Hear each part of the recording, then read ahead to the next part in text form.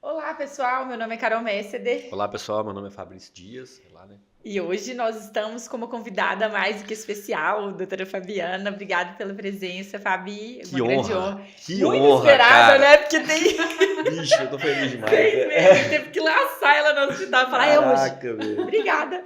Imagina, pessoal. Obrigada demais pelo convite. A honra é toda minha. Pode se apresentar, Fabi. O pessoal já está cansado de saber da nossa vida, então se apresente, tá. fala. Eu sou Fabiana Pimenta, eu sou médica, formação em clínica médica, terapia intensiva e cuidados paliativos. Trabalho atualmente no Vila da Serra, na área de clínica médica e cuidados paliativos, e trabalho na terapia intensiva no Hospital Júlia Kubitschek. E de curiosidade para os nossos ouvintes, que a gente gosta de falar de curiosidades, nós temos uma sequência aqui. Fabrício foi o preceptor e a doutora Fabi foi preceptora do Fabrício. Cara, eu ia falar isso, Carol. Cara, Não, a Carol, Fabi isso é sabe. complicado, A Fabi, apesar da Fabi parecer ser muito mais nova do que eu, muito gente, obrigada, vocês podem Fabrício. perceber, porque a Carol, óbvio, né? Eu sou a mais velha desse trio. Mas Ele como tá vocês podem usando perceber. que eu não posso pintar cabelo agora, Fabi. E aí meus cabelos brancos estão super Não, aparentes. Carol, não, E não. meu botox tá perdido, Imagina, ele fica falando imagina. Eu isso. tô perdendo os meus cabelos, então. A Fabi, apesar de vocês estão vendo aí que a Fabi parece ser muito mais nova que eu, ela foi minha preceptora Ele de sempre fala clínica isso, tá, médica, gente? cara. Que ele tem amor à própria vida. E é isso. É uma honra, Fabi. A a gente já se conhece, já tem o quê? 10 anos, né, Fabi? 10 anos Isso. esse ano, eu acho que fazem 10 anos, Fabi, desde a minha residência de clínica. Então, assim, ter a Fabi aqui hoje para falar de um tema, na verdade, um dos temas que a gente vai falar, né, Carol? É um privilégio, Fabi, assim, escutar você, sua carreira. A gente que fala hoje, a gente fala muito no Chama Clínica de carreira médica, de, de como construir a carreira. Eu acho que a construção da carreira, você falou até antes aqui, Carol, do episódio começar, como que a construção da carreira da Fabi foi legal, assim, como que aconteceram coisas legais, assim, e hoje você tem uma carreira que eu acho que nos inspira mesmo, Fabi. Então, eu acho que vai ser bem legal. A galera vai gostar muito aí do podcast de hoje. Me conta, como a gente sempre pergunta, né, assim, por que medicina, por que clínica médica, terapia intensiva, são muitos porquês pra você. São. Por que cuidado paliativo? Como que isso foi acontecendo na sua vida, assim? Você pensou desde o início ou as coisas foram acontecendo? Não, na verdade, as coisas foram acontecendo. Clínica médica foi o início de tudo, né? E durante a residência de clínica médica, eu me interessei por pacientes graves, pacientes críticos. Eu queria saber cuidar daquele paciente, sabe? E ter habilidade para lidar com aquele doente, não ter medo de dar plantão, não ter medo de doente crítico.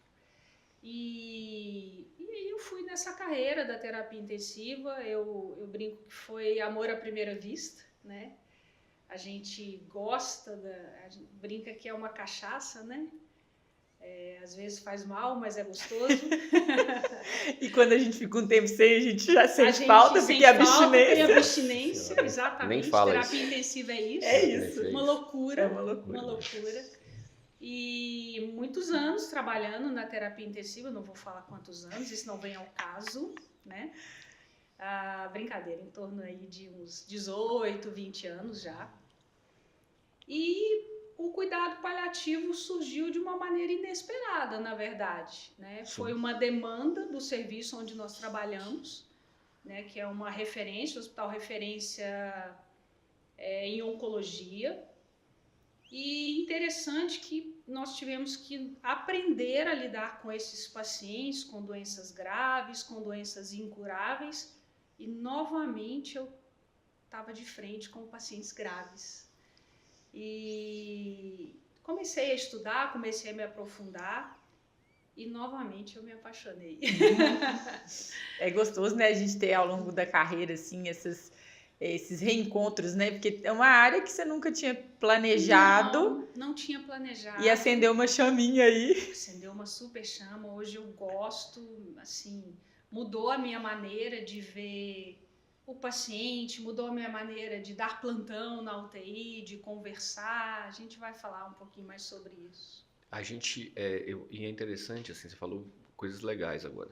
É o olhar sobre o paciente grave de duas formas diferentes, não, são diferentes olhares sobre o paciente grave, né? Então, assim, que muitas vezes elas se complementam, né? Assim, elas não são excludentes, elas não são dicotomas. Eu brinco muito sobre terapia intensiva e cuidado paliativo, né? Então, eu gosto de falar que UTI é lugar, falando da terapia intensiva, a gente vai falar de pronto-socorro também, tudo, mas UTI é lugar de fazer cuidado paliativo, né? Então, assim, não é só na unidade de internação, não é só no ambulatório, na UTI a gente faz cuidado paliativo. No pronto-socorro, né? Que é um lugar, inclusive, um lugar crítico do cuidado paliativo, muitas desafiador. vezes, né? Muito, muito, muito. E quando a gente traz isso para a nossa realidade da terapia intensiva, assim, hoje a gente está conseguindo mudar isso, e é muito legal. Eu brinco muito, né, da dicotomia de terapia intensiva e cuidado paliativo, mas como que isso realmente te muda o olhar sobre o paciente grave, assim, como você começa a olhar e é interessante que até a própria AMIB está mudando muito o olhar sobre o paciente em cuidado paliativo. Então, se fala muito mais em cuidado paliativo. Verdade. Na minha prova de título, eu tive que dar uma notícia de um óbito. Dar uma má notícia era uma das questões da minha prova. Eu tinha que dar uma má notícia. E você então, aí, assim, que está na faculdade, acho que não é importante acompanhar o preceptor, canseira, exatamente, residência, vou lá de novo ter que dar uma notícia. Vai ter que fazer isso. E tem técnica, né? Exato, tem técnica. Então, assim, a gente sabe o quanto que é difícil falar sobre dar uma má notícia, como que a gente é pouco preparado para isso. Né? Então, o cuidado paliativo na terapia intensiva ajuda o intensivista nisso. O intensivista que não gosta de conversar com o paciente, com a família, né? Então, assim, como que isso... E tem, viu, gente? Vocês não pensam que não tem, não, que tem. Então, como que isso ajuda, sabe? Pelo menos para mim, a gente tem uma vivência parecida, Carol, de cuidado paliativo, não como a Fabi, assim, mas como que isso nos ajuda, sabe? No nosso dia a dia. É interessante que esse olhar sobre o doente grave,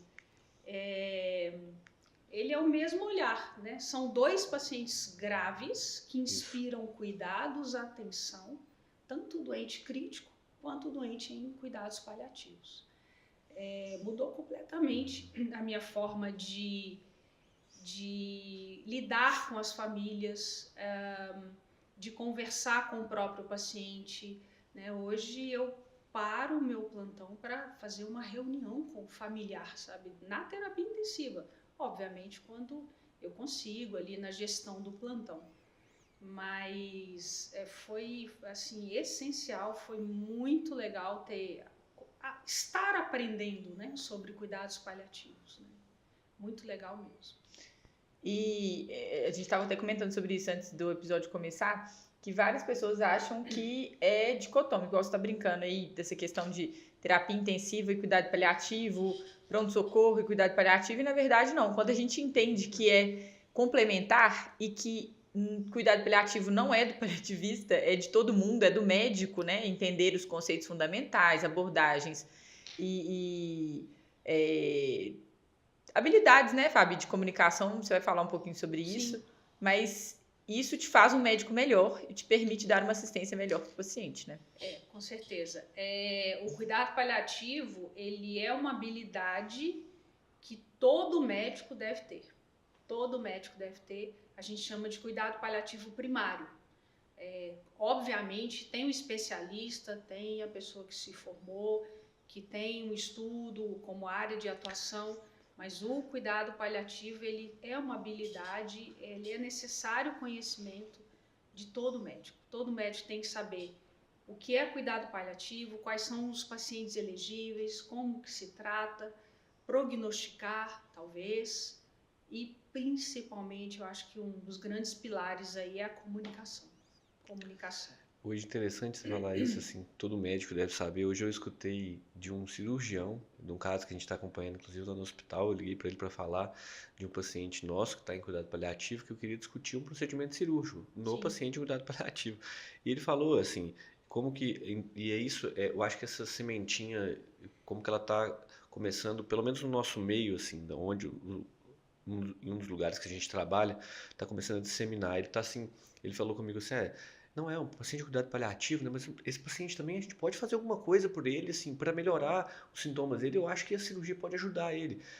Eu falei, pela primeira vez eu escuto isso de um cirurgião que Ele fala tem que assim, convencer o eu cirurgião, falei né? assim, eu preciso ensinar para ele, assim, ou mesmo explicar para ele, olha, o paciente de cuidado paliativo, a gente tem intervenções são intervenções muito pertinentes para o doente, assim, não necessariamente não tem que é o que todo mundo faz, né, e fala, né, ah, não, esse aí eu não vou fazer mais nada por ele, né. Então, quando a gente muda esse conceito na cabeça do médico, e eu acho que aí está a origem do negócio, é uma prática que todo médico realmente tem que saber e entender. A gente tem que entender de cuidado paliativo, porque é um cuidado que a gente fala que é multidisciplinar. Ele não é só do médico paliativista. Talvez o médico paliativista ele seja, hoje em dia, mais um gestor de todo um processo. Mas que o papel, a gente vê isso na prática, por exemplo, o paciente tem um médico assistente que não é o paliativista. Ele tem um cirurgião assistente, ele às vezes tem um oncologista assistente, às vezes ele tem um geriatra assistente que trabalha com ele em casa e pode ser que eles não sejam paliativistas. Mas esses médicos, eles têm que entender e fazer cuidado paliativo. Com certeza. Ele tem um médico da medicina interna, o médico hospitalista, ele tem um clínico que acompanha ele no consultório. Então, assim, que se não souber de cuidado paliativo, se não souber abordar isso, eu acho que o papel do paliativista ele fica até prejudicado para gerir esse cuidado do paciente, né? Muito dificultado, na verdade, né? Assim, eu acho que quando eu digo que todo médico deve saber de cuidado paliativo, é porque é importante que os assistentes, né, todos nós que temos os nossos pacientes, eles saibam indicar o cuidado paliativo, reconhecer o cuidado paliativo, reconhecer o doente que é elegível, né, para cuidado paliativo. Isso é no pronto-socorro, na unidade de internação, na terapia intensiva, cada vez mais, né? A gente tem visto isso no nosso serviço. Então, cada vez mais é importante falar de cuidado paliativo, né? Com certeza. E desenvolver as habilidades necessárias, né, Fabi? Exato. Pensando nisso, assim, para quem está começando a carreira, e isso é um pouco paradoxal, assim, porque a gente sempre gosta de destacar o tanto que o ambiente do pronto-socorro é desafiador, assim, na minha opinião, um dos mais desafiadores da cadeia que a gente tem de atendimentos. Porque você tem um curto intervalo de tempo para tomar decisões importantes, para abordar a família, você está num ambiente totalmente adverso, o paciente não queria estar ali, você está diante de um paciente que você não conhece, né? Então, é realmente desafiador. E são as pessoas, são geralmente a porta de entrada dos profissionais, dos jovens profissionais do mercado de trabalho.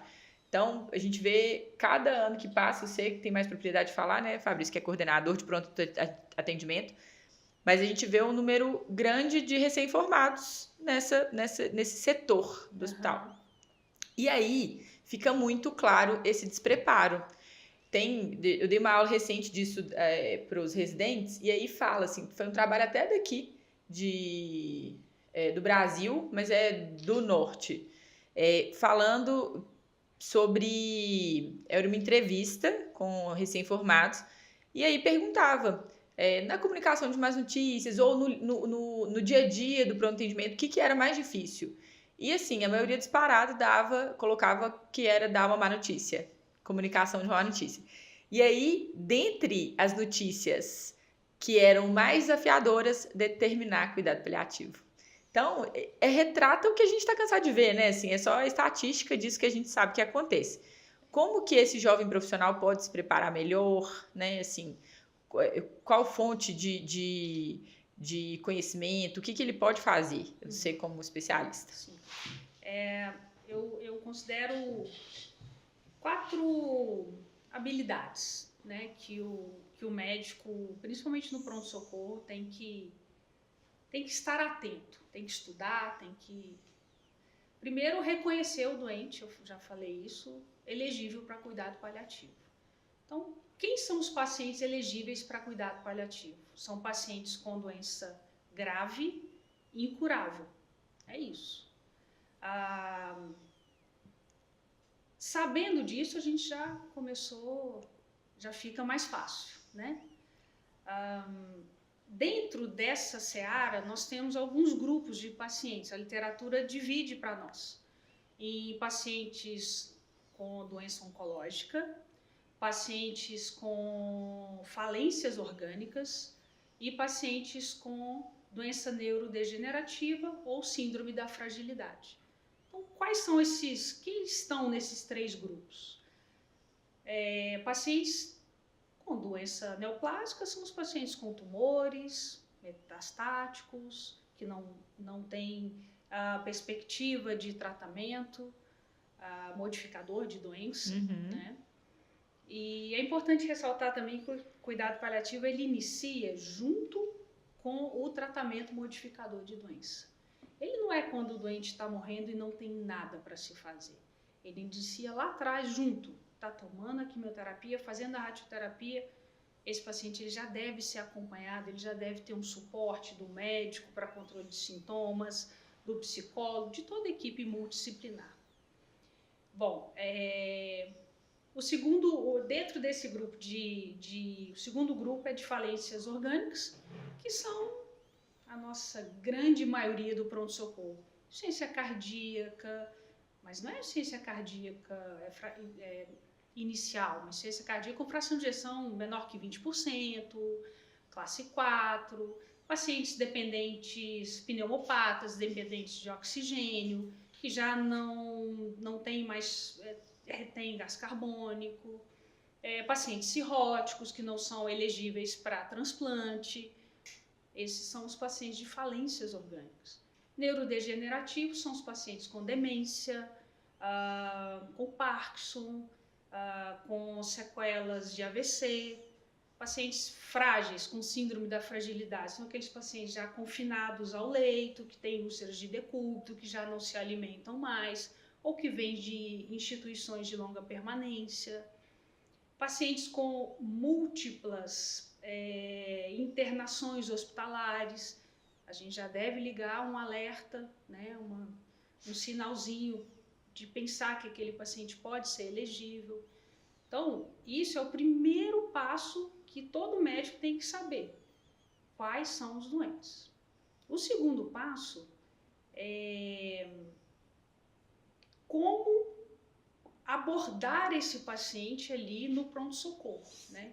E como que a gente aborda esse paciente? Sabendo comunicar. Muitas vezes esse paciente vai chegar já com um diagnóstico ou vai chegar já com uma definição do médico assistente, do oncologista ou do cardiologista. Mas muitas vezes esse paciente vai chegar e você que está ali de plantão no pronto-socorro vai ter que decidir. Esse paciente é elegível para cuidado paliativo? Esse paciente deve ser encaminhado à UTI?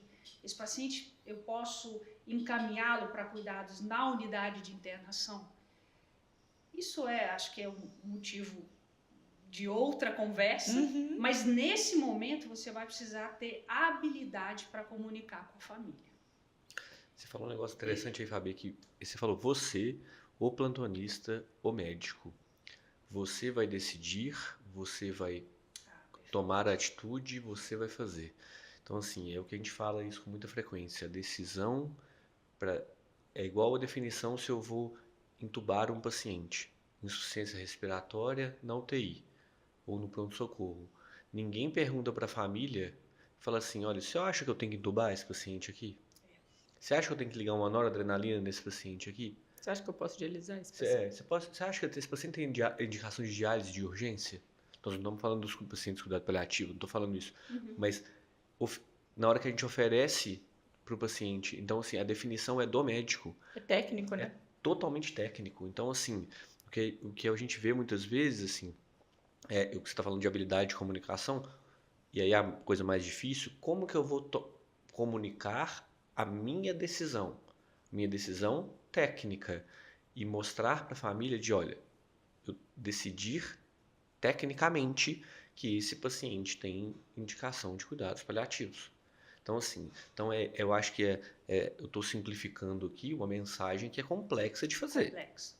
Né? Então, assim, e aí, assim, o que eu acho que é legal ter a visão, Fabi, de quem trabalha com isso e quem trabalha em setor crítico, né? Você trabalha em setor crítico também, então pronto-socorro, assim, a UTI, assim como pronto-socorro, é um setor crítico. Então, aí, muitas vezes a gente tem que ter essas conversas, Fabi, numa situação grave, crítica, e tem que ser rápido, né? Quantas vezes você já... Quantas vezes? Né? Então, Várias vezes. então, assim, olha como que isso muitas vezes, assim, a gente tem que criar uma relação médico-paciente, uma confiança e fazer uma conversa que é uma conversa rápida, né?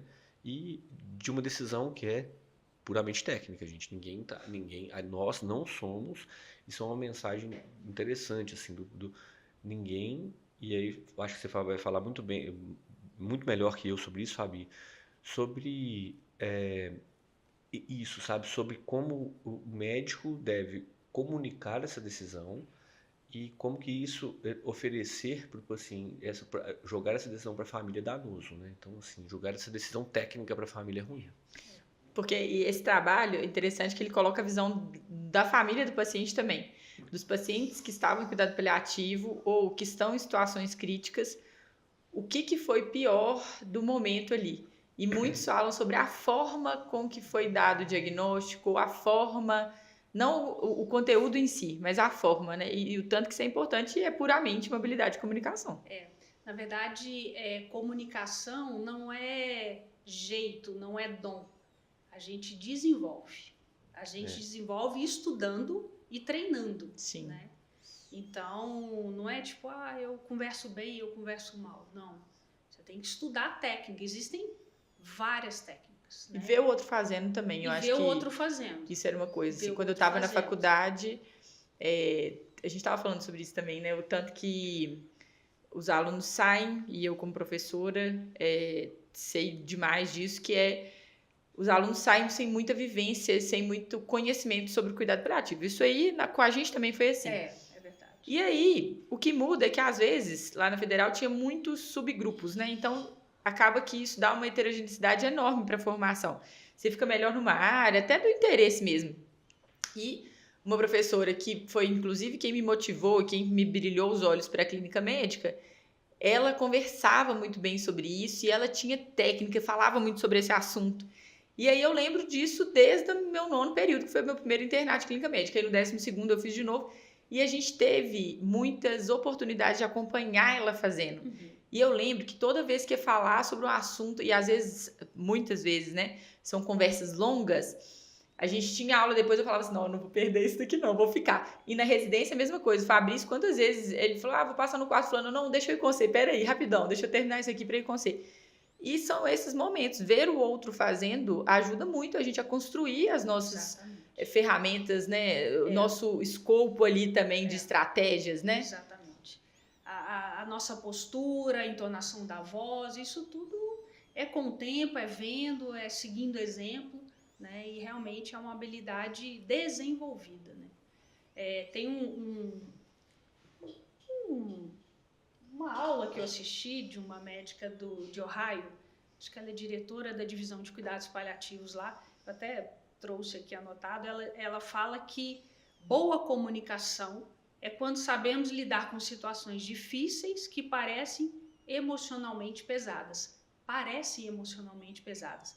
Eu não sei quanto a vocês, mas assim, eu já passei muito aperto para comunicar a má notícia. E aquilo me deixava extremamente tensa e preocupada, mas, ou seja, era muito pesado. Hoje não é mais pesado. É doloroso, a gente se emociona, a gente tem empatia com a família, mas não é mais pesado. Eu não corro mais de fazer isso. E eu já corri muitas vezes, sempre que eu pude, né? Então,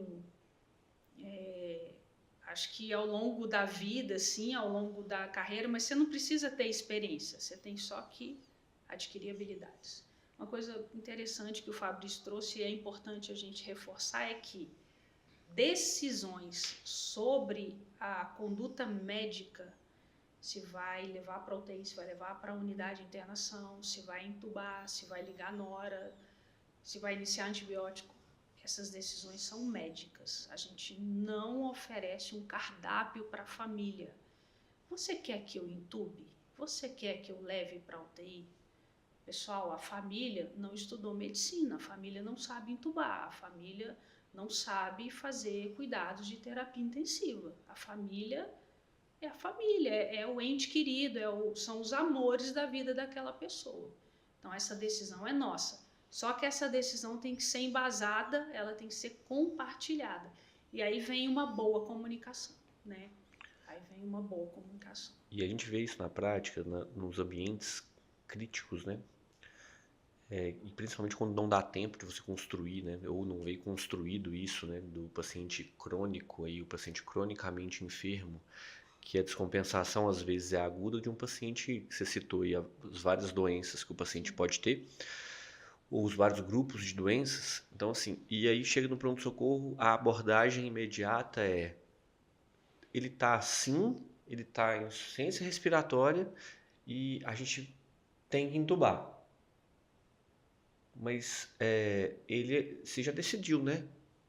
E é a forma de comunicar. A gente vê isso com muita frequência. Sim. Vocês não querem que entuba, não, né? Então, assim, eu acho que é até... E aí, assim, a gente é até covarde. Porque isso é covardia, sabe? Então, isso é uma tortura psicológica que você faz com a família, assim. Diante daquele... eu sempre...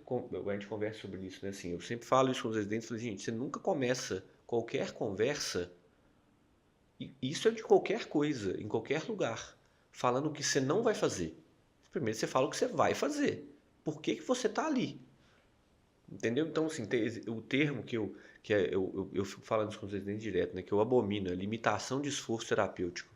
Eu acho isso um termo que eu sofro quando eu vejo até LET. arrepio na hora que eu vejo, assim, porque você começa uma conversa num paciente que ali, naquela situação crítica, a família morrendo de medo, vendo o ente querido dela falecer na frente dela, você chega e fala assim, olha, eu não vou fazer isso, tá?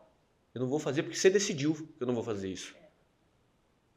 Não, e é tão surreal, né? Porque a gente que trabalha com esse paciente de cuidado paliativo é muito mais esforço, ele demanda muito mais atenção, energia, tempo. Muito mais, Carol. Então, a última coisa que a gente faz é limitar esforço terapêutico para esse paciente. E quando a família entende isso, e foram inúmeras oportunidades que a gente já teve de familiar falar assim, nossa, doutora, agora eu entendi e eu tô tranquilo com essa decisão. Porque antes foi colocado de uma forma que era como se estivesse deixando de fazer alguma coisa. E quantas vezes nós já ouvimos falar assim, eu quero que faça tudo. Mas tudo o quê? Pelo bem do paciente. Quando a gente mostra, quando a gente deixa a família segura de que esse caminho é o caminho que vai oferecer maior conforto e tudo vai ser feito por aquele paciente, ela fica segura da decisão, né? Então, isso é impressionante, assim, o tanto que a forma de colocar isso impacta na aceitação da família. Exatamente, assim, inúmeras reuniões familiares que a gente faz no nosso dia a dia, a gente vê muito a família até suspirar quando a gente fala, olha, essa decisão não é sua. A família até fica aliviada, assim. Isso é todo dia, porque se você perguntar, essa semana nós tivemos uma experiência, um caso difícil de um paciente mais jovem, e se você perguntar, né, para aquele familiar se ele quer que faça tudo, mesmo não perguntando, o familiar falou, se tiver 0,1% de chance, eu quero que faça tudo. Mas chance de quê? De ficar em cima de uma cama, sequelado, com perda longe de qualidade de vocês, vida, né? longe Porque de vocês. E fazer tudo é o quê? Fazer tudo é o quê? Ficar na UTI, entubado, fazendo diálise, todo furado, machucado, cheio de hematomas. Isso é fazer tudo, né? Então, fazer tudo com um fim que a gente já sabe que vai acontecer. A gente já sabe.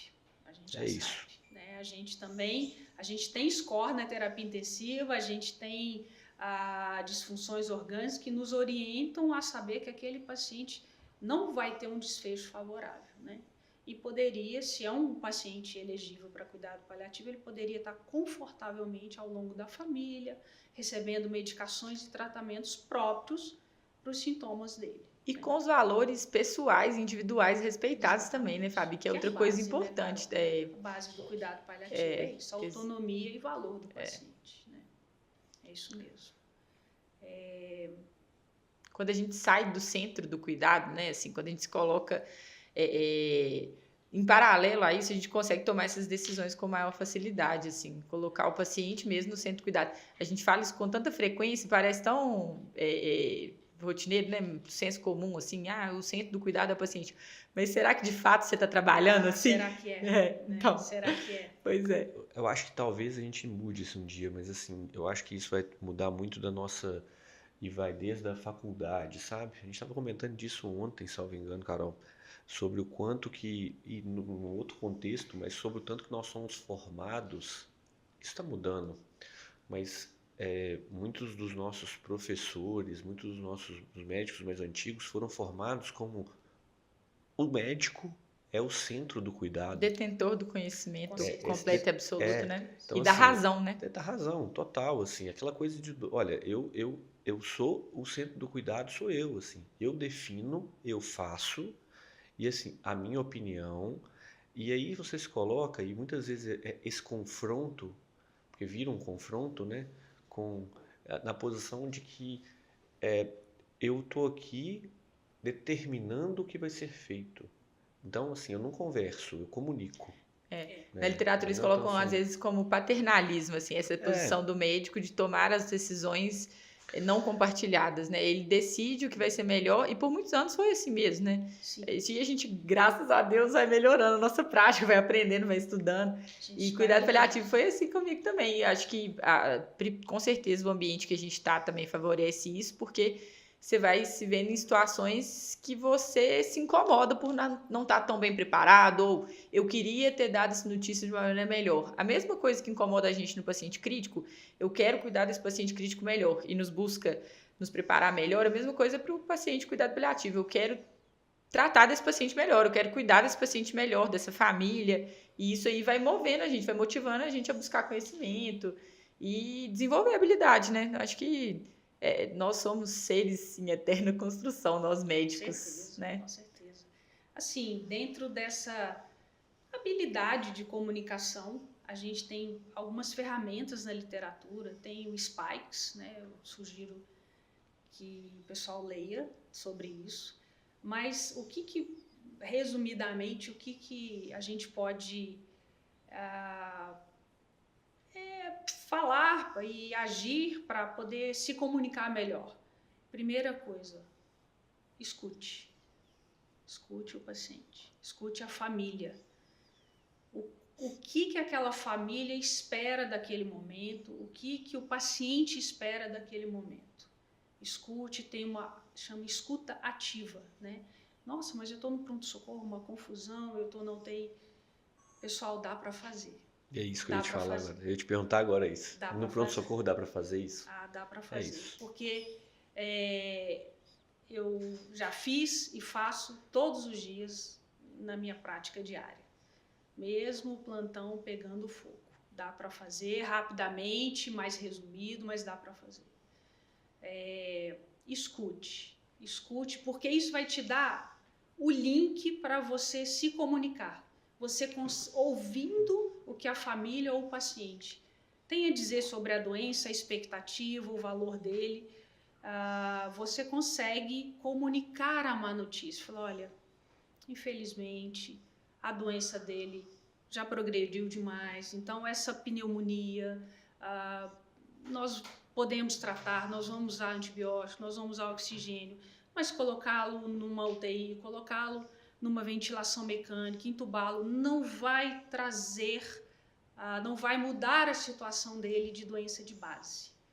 Isso é uma comunicação de má notícia. Você está falando, olha, ele não tem status performance, a doença, ele tem uma insuficiência cardíaca avançada, que a pneumonia veio para atrapalhar, tirou ele do controle da linha de base, do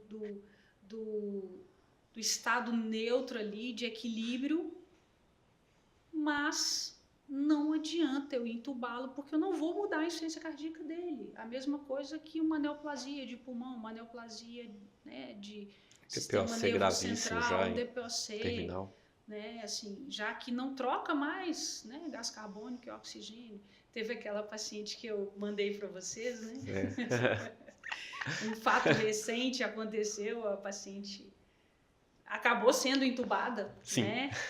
E como nós prevíamos, ela não conseguiu sair da ventilação mecânica, né? Era uma paciente dependente de oxigênio, já retentora de CO2 e não conseguiu sair da ventilação mecânica e foi traqueostomizada e acabou falecendo alguns dias depois. Será que a gente poderia ter evitado isso, Evitado, né? eu acho que é a pergunta, né? E isso tem que incomodar a gente, assim, né? Quando você... Todos nós erramos e vamos errar, mas a diferença, eu acho, de quem consegue evoluir e não errar de novo é essa motivação, esse se incomodar. Nossa, será que poderia ter sido diferente? Então, acontece alguma coisa, um desfecho ali com o paciente que você não estava esperando. Será que eu poderia ter me antecipado? E isso aí vai fazendo a gente aprender, né? E não fazer mal para o paciente ou não fazer de novo. Você fez uma comparação no início da nossa conversa aqui, que eu acho que dá pra gente fazer um paralelo no pronto-socorro para o médico que fala que pronto-socorro não tenho tempo de fazer cuidado paliativo. Eu não tenho tempo de conversar com a família. A gente está falando de paciente grave. Se chega um paciente, então, com choque séptico no pronto-socorro, e eu tenho que tratar o choque séptico no pronto-socorro, o paciente está chocado, eu vou ter que começar a droga vasoativa para ele tem insuficiência respiratória, eu vou ter que entubar, ter que botar um acesso central, uma PA. Eu não vou gastar tempo para isso, gente. Eu não vou gastar tempo para fazer tudo isso. Por que se eu vou gastar tempo para fazer tudo isso no paciente que é grave, que precisa fazer isso? Por que eu não vou gastar tempo naquele paciente que também é grave e que eu preciso conversar com a família para me oferecer para ele? Se o acesso central, a PA, o antibiótico na primeira hora, o volume, toda a abordagem do paciente no choque séptico, por exemplo, ela é fundamental para eu ter um desfecho favorável daquele paciente, por que o paciente em cuidado paliativo eu não posso gastar meu tempo conversando com a família para eu também ter um desfecho favorável para aquele paciente, que é o conforto e a dignidade dele, o controle pleno dos sintomas para controlar aquela, não a doença, né, mas os sintomas causados por ela que estão fazendo tão mal. Sim. Então, assim, eu sinceramente, assim, eu nem entendo o colega, não tenho tempo. Tudo bem, pode ser difícil, a conversa pode ser difícil, mas a gente não pode esconder atrás a desculpa do que eu não tenho tempo. Essa coisa de, o pronto-socorro está lotado. Está lotado, mas se chegar dois pacientes de insuficiência respiratória, você vai entubar os 2 pacientes juntos? Então você tem que ter um colega te ajudando.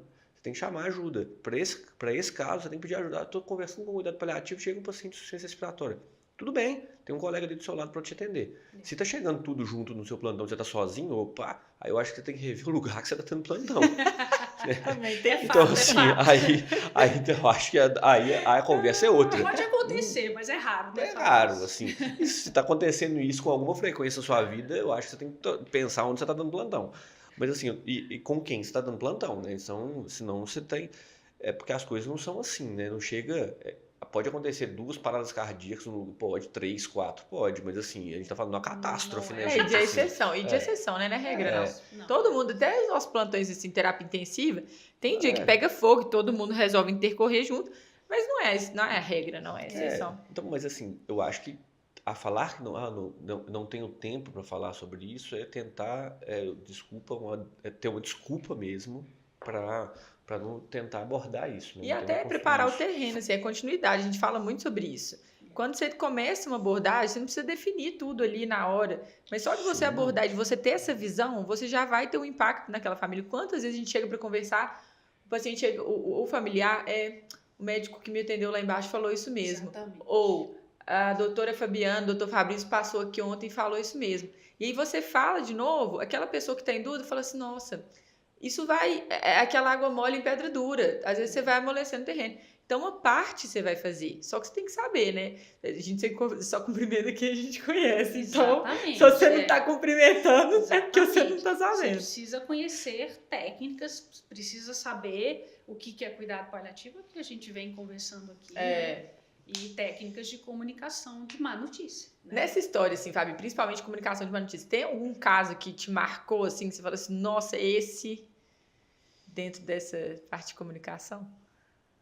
Então, sim, teve um caso logo no início, um paciente que nós criamos uma relação muito boa com ele, deu tempo.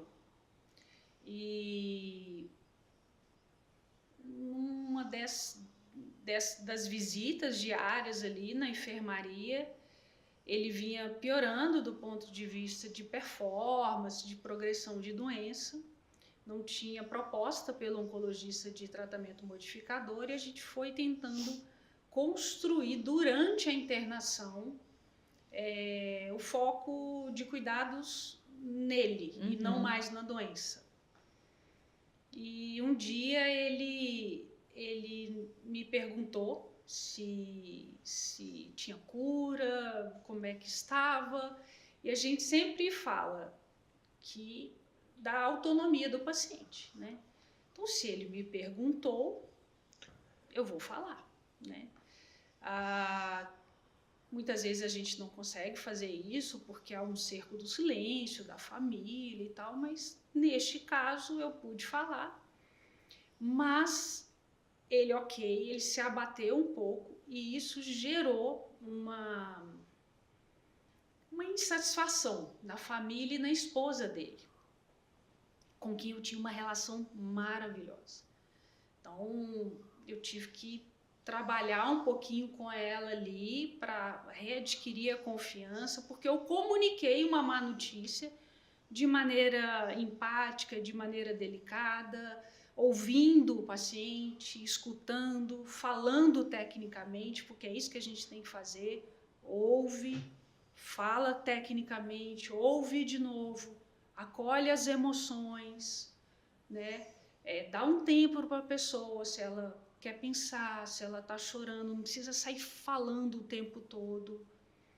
E aí, isso realmente gerou um mal-estar. E quando esse paciente estava mais próximo de finitude, já nos dias próximos da morte, eu precisei chamar ela e comunicar efetivamente que ele estava em finitude. Apesar de toda a construção, ela teve um impacto emocional muito grande, sabe? Assim, ela ficou muito irritada comigo, muito irritada.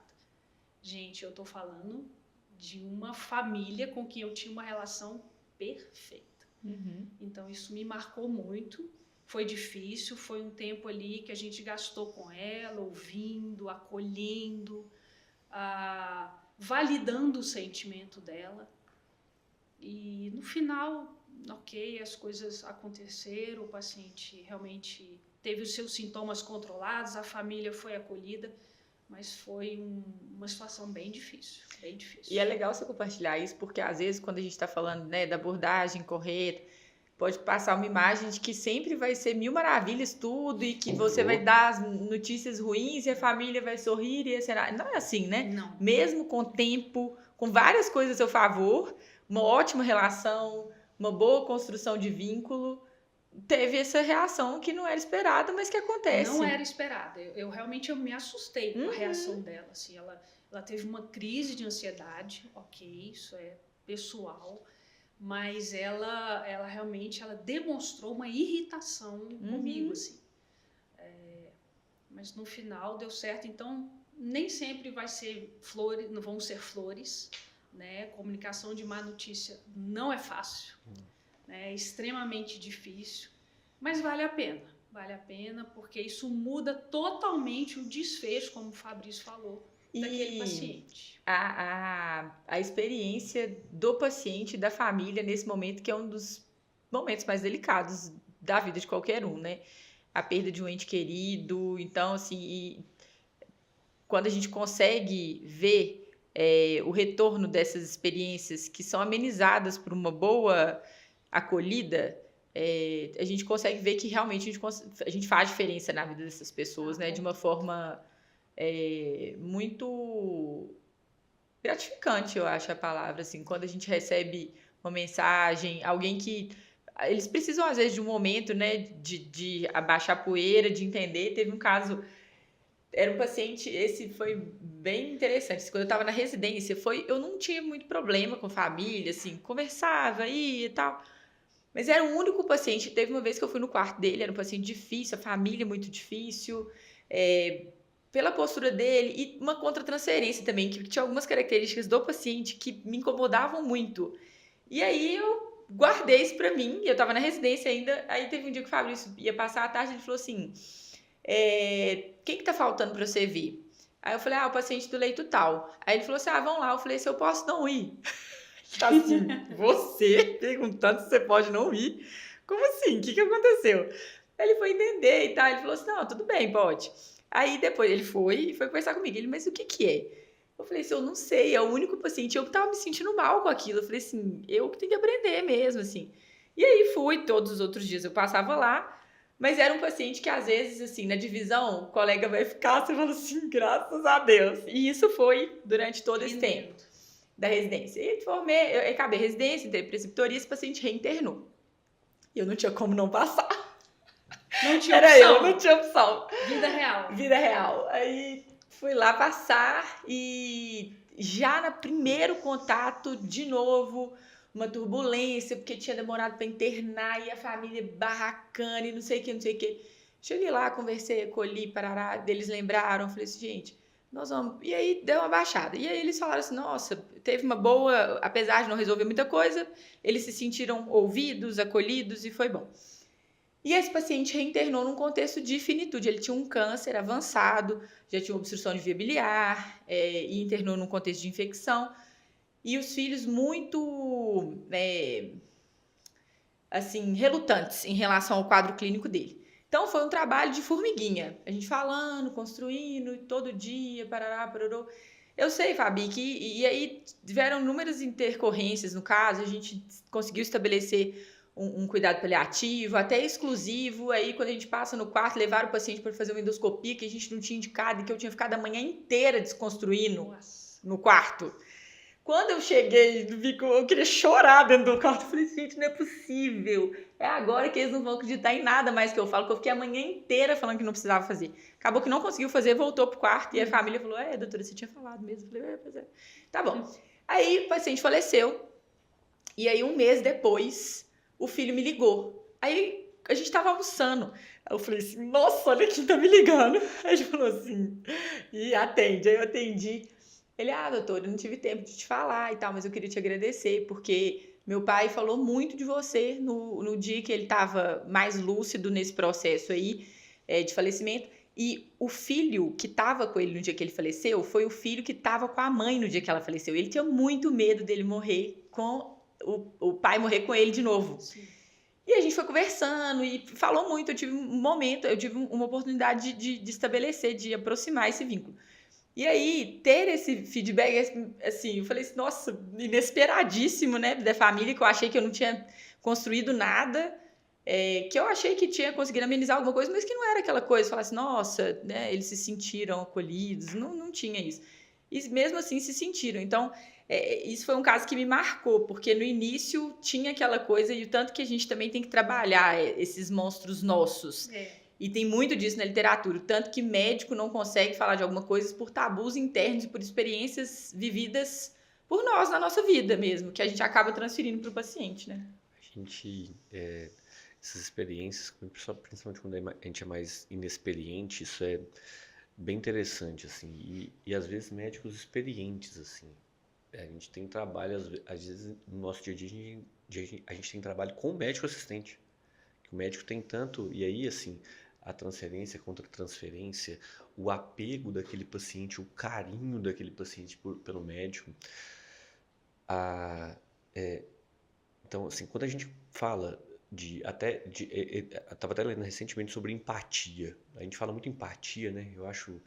E aí a gente acaba usando um termo e empatia é se colocar no lugar do outro, mas isso pode ser muito ruim, né? Isso assim, eu escutei até da Ana Cláudia, do livro A Morte é um Dia que Vale a Pena Viver, né? Uhum. Ela fala assim que o tanto que a empatia pode ser ruim. Aí eu li aquilo e falei, gente, não é possível. Estranhou, né? Estranho, falei, empatia, ruim. Se colocar no lugar do outro às vezes é ruim. Você tem que se colocar numa posição de compaixão. Você tem que estar ali numa posição de que, olha, eu entendo e vou fazer o possível para te ajudar. Agora, eu não posso sofrer junto com você. Então, assim, eu não posso deixar que a forma com que você me trata, a forma com que você às vezes, o paciente sofre, gente, de várias maneiras. E uma das formas de sofrer, de reagir àquele sofrimento é a agressividade. E a Sim. gente tem que entender isso. Então, assim, gente, assim, eu não estou querendo justificar aqui a agressividade, de ser maltratado, não. Estou pensando que assim, a gente tem que entender aquele processo. Eles estão em E, sofrimento, né? então, assim, e a gente não colocar, porque na hora que a gente se coloca no lugar dele, aí você corre o risco de entrar naquela mesma conversa. Aí você pode não ir no quarto, aí você pode não se expor àquela situação, você pode simplesmente confrontar. E o confronto, quando ele é um confronto ruim, quando não é isso que você acabou de falar, Carol e Fabi, assim, quando a paciente entender que a esposa do paciente eu acho que ela estava agressiva porque ela não estava enxergando que aquilo era necessário e a forma dela sofrer era agredindo alguém. Então, assim, e muitas vezes esse alguém somos nós que estamos ali assistindo o paciente, passando todo dia no paciente, explicando e reexplicando. Então, assim, e eu acho que talvez as mulheres talvez sofrem um pouquinho disso, principalmente no paciente homem idoso, que vê na mulher e tem aquela visão ainda machista da mulher. Então, assim, às vezes maltratam mesmo. Então, E assim, ele era muito machista, então é assim, eu muito. falo Então, assim, assim, então, quando a gente entende isso e fala assim, tá bom, vamos lá, não tem outra escolha, eu tenho que ir, eu tenho que me expor a isso, eu tenho que lidar com essa situação. Você vai construindo, E amadurecimento, né? Faz parte do nosso crescimento Faz também parte. profissional. É. Entender e não levar, porque senão a gente vê muito médico machucado mesmo, assim, por essas experiências, vai levando tudo pro pessoal e aquilo vai dando tanta angústia, tanto sofrimento, que de repente o cara perdeu a motivação de fazer aquilo. Ah, não quero trabalhar com isso, não, perdi o gosto. Mas será que foi por causa de não saber lidar com essa situação e Muitas absorver vezes é e isso. interpretar, sabe? Assim, eu acho que isso é um crescimento, amadurecimento de você lidar com isso também e aprender, né? E uma das, assim, dos pontos chaves da comunicação é exatamente o que o Fabrício falou em relação à empatia. Na verdade, é você ter compaixão, realmente, mas a gente não se colocar no lugar do outro. Sabe por quê? Eu já ouvi isso muito dos professores, né, onde eu fiz a especialização em cuidados paliativos, o pessoal do Einstein. E é uma recomendação de boa comunicação, é você não virar para o outro e falar, eu sei o que você está passando, eu entendo a sua dor. Pessoal, a gente não entende a dor do outro. E o que a gente vai escutar não, você não sabe. Não, a gente não entende. Nós nunca vamos entender a dor do outro. A gente pode falar, e isso faz parte da linguagem da comunicação. Olha, eu estou aqui para te ajudar, eu não posso imaginar o que você está passando, né? Eu estou aqui, mas entender a dor do outro, nós não vamos entender. Né? E até uma das salas para a gente evitar, né? Que às vezes evitar. É uma reação quase medular, eu te entendo, eu imagino que você está sofrendo. E medular. A gente tem que evitar isso mesmo. Porque você coloca ali num lugar assim que a pessoa soa como hipocrisia, assim. Então, assim, isso há esse tipo. Para algumas pessoas ela vai entender o que você quis dizer, para outras não, ela não vai entender. Ela vai falar assim, gente, como assim? Eu tô aqui, essa semana a gente teve um caso, eu tô aqui perdendo minha filha. Cara, eu não sei, nem imagino, nem quero passar por isso na minha vida.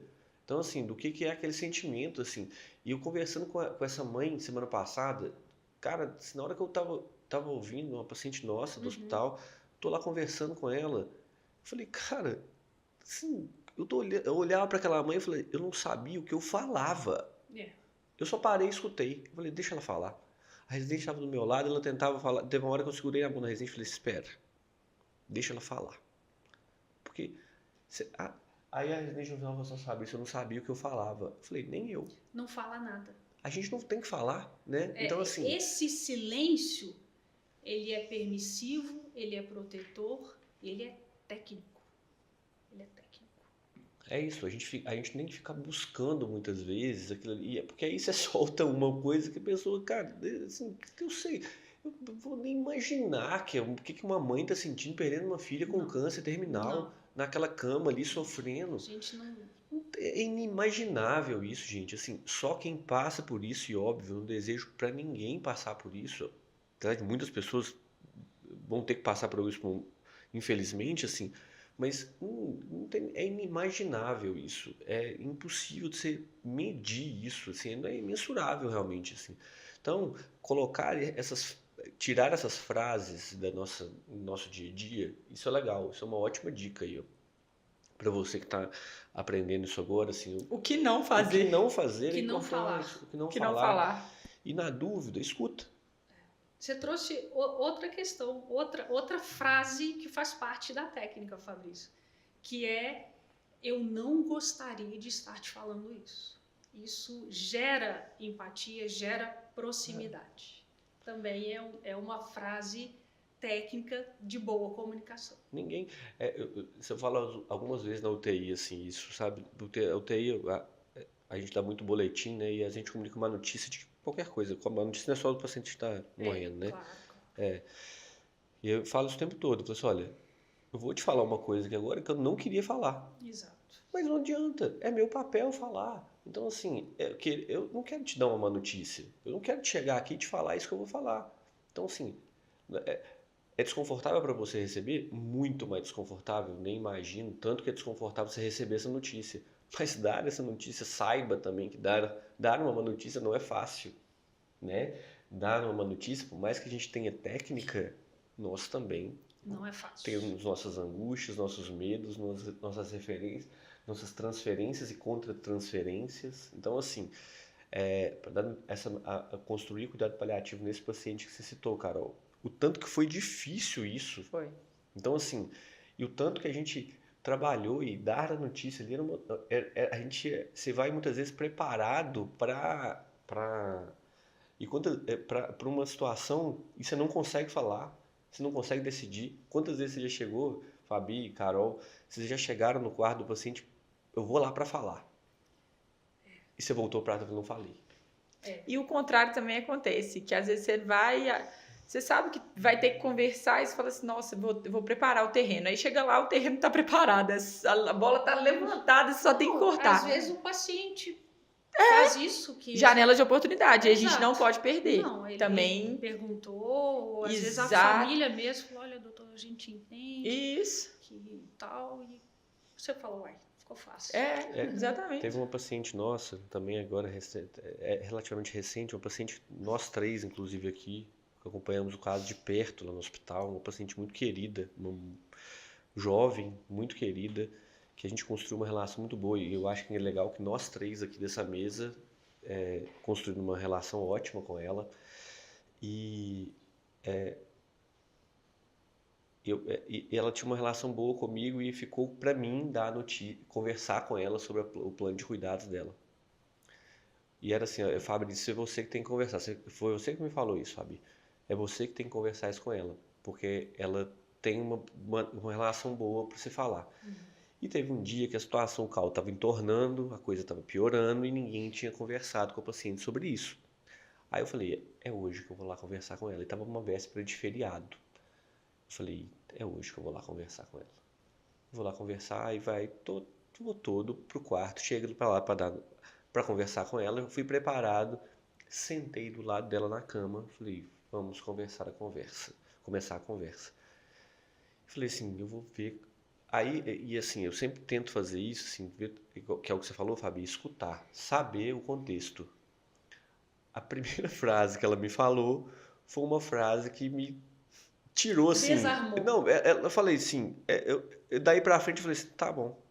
Acabei de examinar e saí do quarto. Gastei 5 minutos no quarto. Eu me lembro.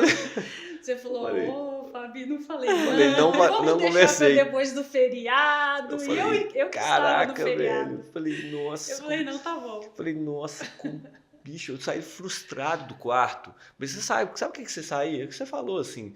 Você saiu frustrado? Eu falei, isso não é possível, cara. Não tem condição de eu não ter conseguido dar essa notícia. não tem condição, preciso conversar. Isso e aquilo ali, o feriado inteiro ficou me angustiando. Angustiando e tá, idas e vindas, a paciente começou a melhorar, estava mais confortável, sintomas controlados e tudo, a gente começou a falar de alta hospitalar. Eu cheguei no quarto dela um belo dia, a gente estava falando disso num contexto melhor, ela começou a me contar com uma conversa que ela teve com o irmão e de repente ela, pá, Abriu. solta. E eu não estava zero, eu fui lá para conversar sobre alta com a paciente. Aí era outro tipo. Ela pegou e soltou isso. Sabe o que? Na hora eu falei, cara, olha que loucura. Assim, e aí é o paciente, ela te deu uma deixa para você entrar e conversar.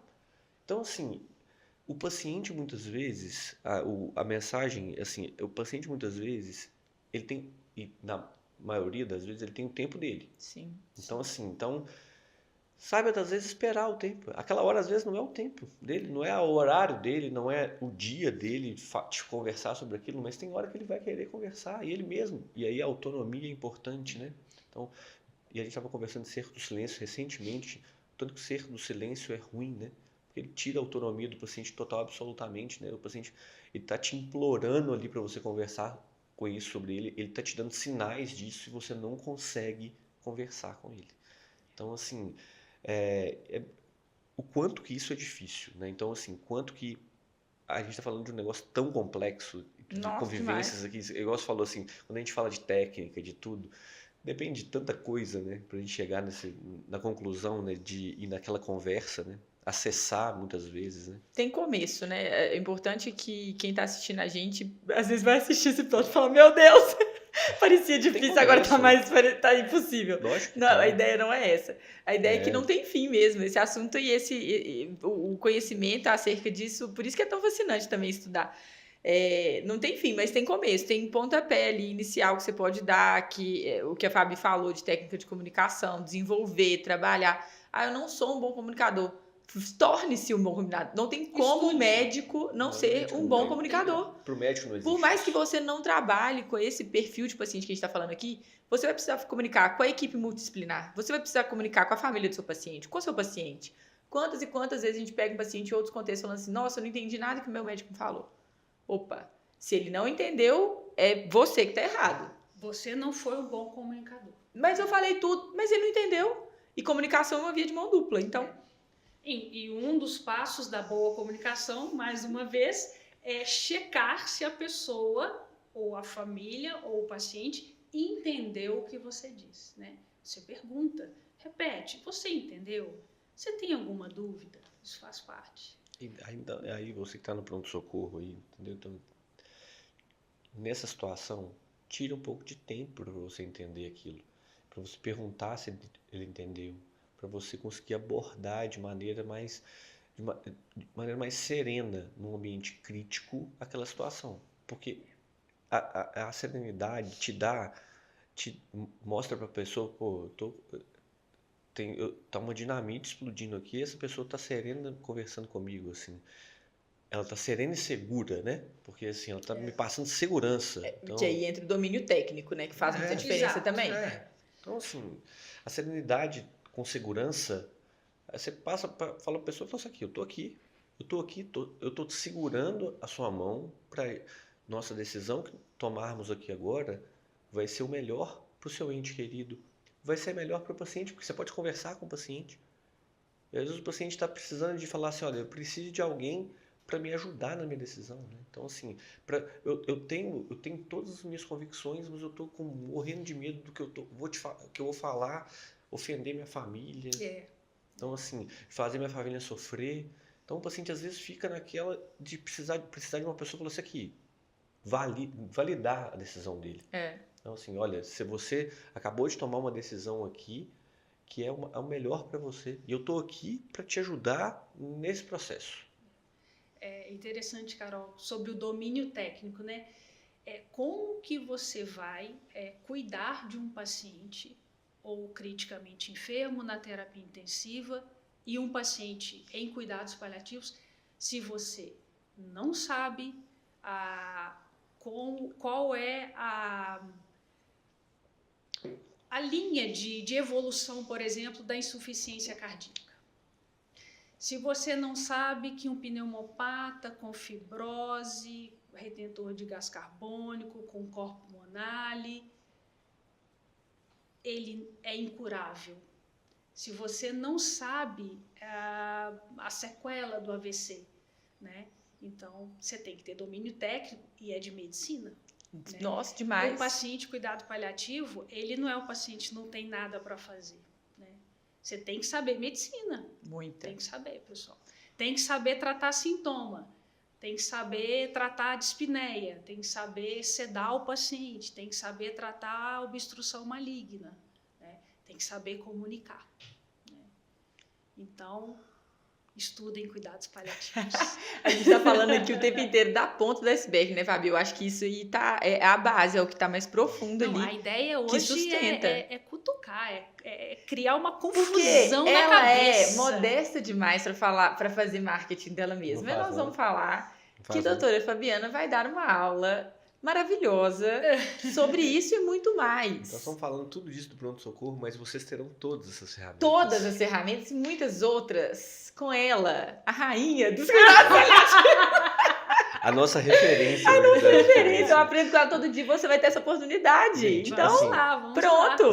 Você tem um, Plantão 360 com a Fabi. uma médica clínica Intensivo. Um Ô, intensivista gente, não tem que condição. trabalha com doente Tudo que eu crítico, quero ser. que trabalha com doente de Parece. emergência, que me ensinou a entubar, ó. Ó. Você sabe disso. Então, assim, aí eu fico brincando com a Fabi, a gente brinca muito no dia a dia, assim, a Carol já percebeu isso várias vezes, eu fico brincando, gente, assim, com a Fabi, que a gente tá... Ô, Fabi, não, mas trouxe o paciente pra UTI, aqui na UTI a gente gosta de entubar, Fabi, a gente gosta de fazer... Então, assim... De alisar as Ele me pessoas. pergunta como né? que faz noradrenalina em Podermópolis. Podermópolis, assim, Puxa como que vida. faz? Aí, Meu pai. então, assim, vamos entubar com carinho, entendeu? Assim, Mas vamos entubar. Vamos entubar. Mas, assim, tudo isso para falar que, gente, quem tá aqui, quem vai falar para vocês no curso, é uma pessoa que sabe lidar com o paciente crítico. Não, e eu costumo falar que na terapia intensiva, muitas vezes, e a gente vê isso, né? É até para o leigo que tá falando assim, nossa, eles estão falando de um negócio que... muitas vezes eu uso essa fala com o paciente na hora que ele fala, você tem que fazer tudo. Eu falo assim, olha, aqui a gente tem um monte de ferramenta na mão, que pode ser pior do que a própria doença desse paciente. Então, assim, e muitas Verdade. vezes é meu caminho mais curto. O caminho do médico mais curto é esse. Chegar aqui, fazer o serviço técnico, a hard skills, que a gente fala pura hard skills, na terapia intensiva, que é fazer toda aquela agressividade, que muitas vezes ela é benéfica, né? A ferramenta ela tem o seu fim. Terapia intensiva, tem hora que eu vou colocar toda aquela intervenção na terapia intensiva para salvar aquele paciente, mas tem hora que eu vou usar aquela ferramenta e não vou salvar a morte daquele paciente. Então, assim, eu vou fazer sofrimento. Qualidade de Que é vida e mais- qualidade de fim de vida, né? Prolongar a vida de maneira... É usado, né, essa expressão fútil. Fútil. Isso. Entendeu? Então, assim, Que aí, na verdade, está prolongando é sofrimento, né? Não é Sofrimento. vida. A gente está fazendo o que o Código de Ética Médica nos orienta a não fazer, que é maleficência. maleficência. Não maleficência, É, né? não Dos pode. princípios, né? Então, assim, a gente não precisa de fazer isso, né? Então, quando a gente fala que fazer as coisas na terapia intensiva, muitas vezes os procedimentos, toda aquela parafernália que a gente tem na terapia intensiva, muitas vezes é o mais fácil de fazer. É o mais É fácil. verdade. Mais A gente fácil, teve um paciente que a gente conduziu, estava internado com a gente, ele ficou muito tempo. Foi um paciente, e engraçado que ele passou por todo esse caminho aí que você vai falar na aula sobre tanto que não é dicotômico o cuidado paliativo, né? Ele começa junto com o diagnóstico. E era um paciente que inicialmente era um cuidado paliativo precoce, por conta do contexto clínico dele. Ele internou para fazer uma intervenção cirúrgica. Tinha uma obstrução arterial, passível de correção cirúrgica, mas já era um paciente com múltiplas comorbidades e um contexto clínico ali peculiar. Internou, fez. Voltou, aí piorou, você tem aí infecção, aí teve que tirar a prótese, aí obstruiu. E aí foram uma série de complicações que foram tornando aquele paciente foram fazendo esse paciente transitar na linha de cuidado paliativo. Então, de precoce complementar, de complementar predominante, predominante para exclusivo. E no exclusivo, esse paciente ficou quase um mês. E aí, um dia, a família falou com a gente, falou assim, mas vocês não estão escolhendo o caminho mais fácil, que é deixar ele aqui? E isso a gente já tinha construído. Na verdade, nem foi uma esposa do filho do paciente, assim. E a gente já tinha construído, eles tinham entendido, a gente conversou. Mas é essa questão de pendular, assim, né? Que a gente vê muito nas famílias. Muito. E aí, a gente falou assim, peraí, a gente precisa conversar de novo. E aí, a gente sentou e falou assim, é muito mais fácil levar ele para UTI. Eu não estaria gastando 5 minutos aqui com você. Exatamente. Eu não precisava nem sentar no quarto para te falar que eu ia levar ele para UTI. Mas eu tô aqui conversando. E a gente teve essa conversa de novo, depois lá na frente, para chamar um especialista X. Eu sentei com ela de novo e falei assim, olha, se a gente, no final dessa conversa, se quiser que chame o especialista, eu vou chamar. Mas eu tô aqui de novo para te falar e gastar tempo para te mostrar o porquê que não é melhor. É melhor não chamar. E aí ela entendeu e falou assim, eu lembro quando vocês conversaram comigo a primeira vez que não ia levar ele pro CTI. E vocês gastaram quase 1 hora aqui com a gente. Falei, Uma isso. hora, É desconstrução, né, Fábio? Ali habilidoso, entuba, Acabou. A gente resolve, Processos. faz tudo. Resolveu tudo. liga vasopressor e acabou. Acabou. Em 1 hora. Tá Senta na frente do resolvido. computador e vai fazer suas Acabou, burocras. acabou. É mais fácil. E assim, aí você dá. Às vezes a má notícia na terapia intensiva, assim, ela é muito mais fácil, entre aspas, né? Nesse contexto, porque você tá ali, olha, a situação é essa, é gravíssima, tá desse jeito, fiz isso, ponto, basta. Você gastou 5 minutos. Você fala, vamos colocar 55 minutos para usar toda a sua parafernália tecnológica e suas habilidades técnicas de procedimentos e 5 minutos para conversar com a família. Exatamente. Entendeu? Então, assim, pronto. Na verdade, resolveu. gerenciar expectativas, Isso. esperança e preocupação é difícil, né? Você não pode tirar do paciente, da família, a esperança, mas você tem que trazer a realidade da doença, da perda de performance, do prognóstico, né? Saber prognosticar também é o motivo de outra aula, É verdade. de outra conversa. Assuntos muito complexos. Mas como recado final, assim, Fabi, o que você traz para quem está nos assistindo? E até para deixar mais curiosidade, mais spoiler do que vem por aí. Olha, assim, eu acho que a gente abrangeu bem aqui a conversa, mas cuidado paliativo é uma área nova, mas eu volto a dizer que todo médico precisa entender, precisa conhecer, precisa reconhecer o doente, precisa desenvolver habilidade de comunicação, mesmo numa situação de emergência, mesmo numa situação de correria ali, de pronto-socorro, de terapia intensiva, dá tempo de fazer, né? Nós somos testemunhas disso e depois a gente conversa mais.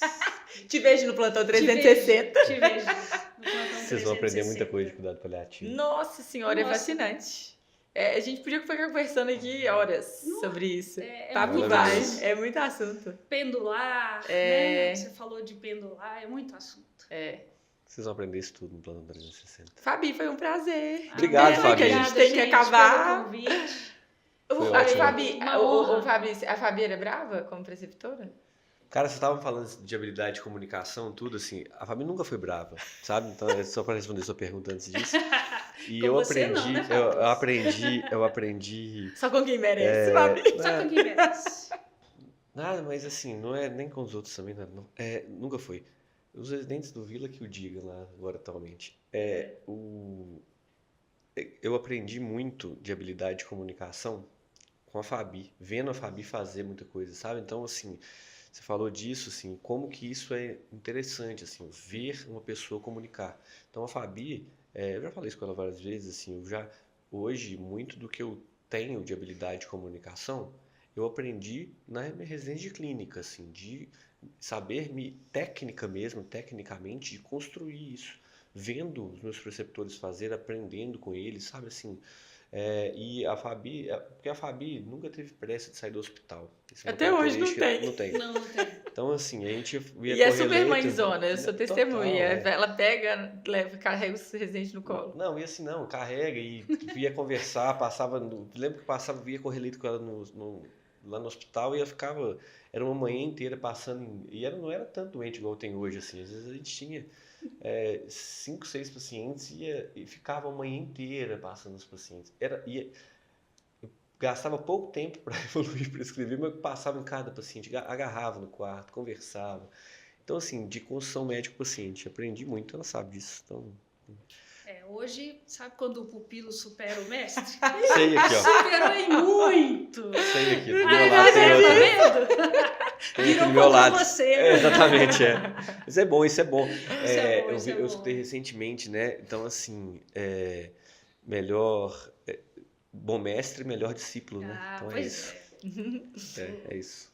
Gente, agradecer, né, mais uma Obrigado, vez. Fabi. Beijo, A pessoal. Fabi, muito Beijo. obrigada. E a todos os Obrigada, ouvintes pessoal. e expectantes do curso Plantão 360. Vem muita Arroba coisa por aí. MedGo, MyMedGo, @chamaclínica no Instagram, @messelercarol. Muita gente pra tem seguir. muito- Fabi, você muita tem gente. Instagram? Tem Aí, Instagram. ó. Aí, ó. Coloca agora. É agora ou nunca. Qual que é, Fabi? Fabiana _ SJN. Aí, Nós vamos colocar o arroba da Fabi. aí a gente vai marcar a Fabi no nosso. Um beijo. Um beijo, pessoal. Até a Obrigado. Beijo, próxima. pessoal. Muito Valeu. obrigada aí.